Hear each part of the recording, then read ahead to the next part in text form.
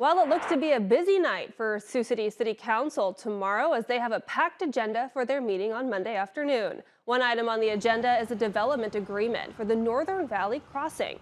This development project would be located in the combined Floyd River urban renewal area just down the hill from our KTFE studios next to the new Telco Triad building. Council is asked to approve a development agreement that would see construction of a multi-unit retail center with Starbucks as an anchor tenant, according to published council documents.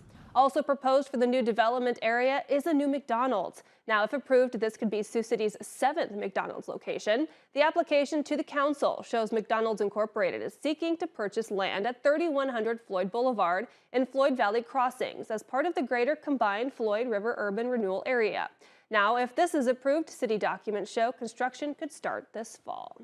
Also on the agenda is approval for Sioux City Police Department to purchase 2 officer virtual reality simulation suites.